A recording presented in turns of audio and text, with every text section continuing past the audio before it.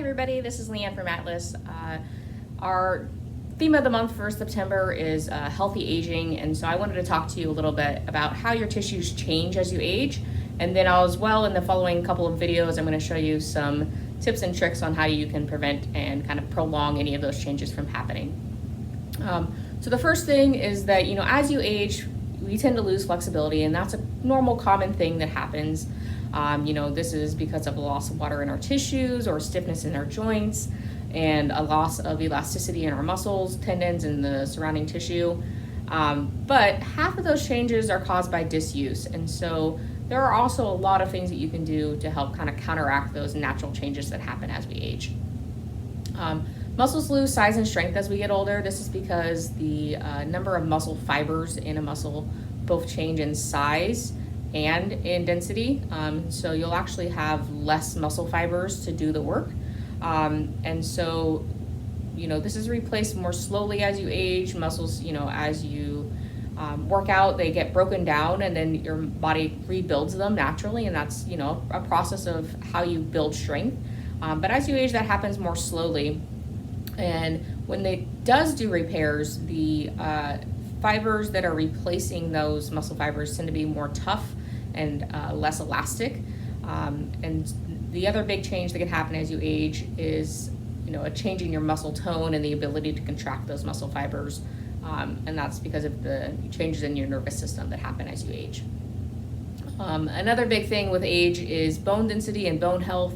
Bone is a living tissue, and a natural part of the healing process is to stress bones and then also to kind of break them down within your body and then rebuild them.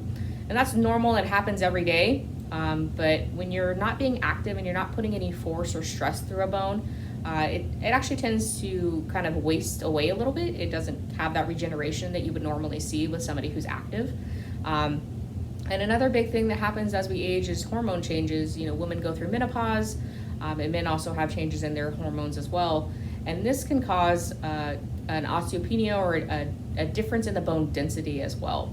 And if you're not getting proper nutrition and you're not getting enough calcium or vitamin D, that can also affect your bone health, because if the bones don't have the nutrients needed to heal, they're just not going to be as healthy. Another big change are in your joints, and joints are cushioned by cartilage. This is called articular cartilage. And there are also synovial membranes inside your joints, and there's also a fluid that kind of acts as a lubricant, and that's called synovial fluid. And as you age, joints get a little bit stiffer and less flexible because the amount of fluid inside of them changes. And the ligaments in your joints can also tighten up, and so they get more stiff, and all of those things, kind of combine together and make the joints feel more stiff and less mobile.